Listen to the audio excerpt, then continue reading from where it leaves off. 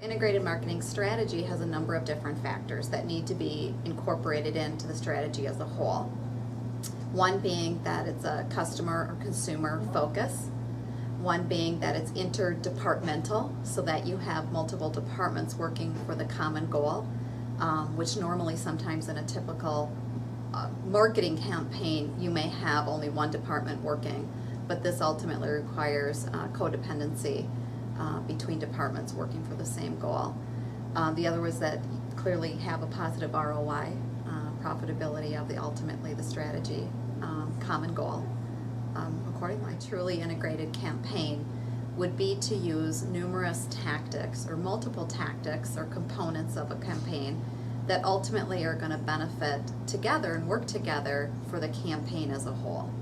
They work synergistically, and so individual components all have their own measurement and their own leverage, if you will, within a campaign, but ultimately each one works independently to benefit the whole. Measuring individual components of an individual campaign, I don't believe is any different than measuring if had you done them in a solo type campaign. However, each individual component needs to be wrapped up into the measurement of the campaign as a whole, because ultimately each component, whether the leverage of each component contributes significantly or not, you ultimately need to judge it as a whole. Bluewater, again, dealing with multi-unit operations and applying best practices from a test and learn environment. We then take those best practices and apply it out to the local end user. And so if we're finding that the prescription is no longer working out in the marketplace, we then need to adjust accordingly and adjust that prescription out to that local user. Because we work with franchise and multi-unit operations, we work with the corporate office in a test and learn environment before the actual prescription will be executed out and out to the local campaign or local level user.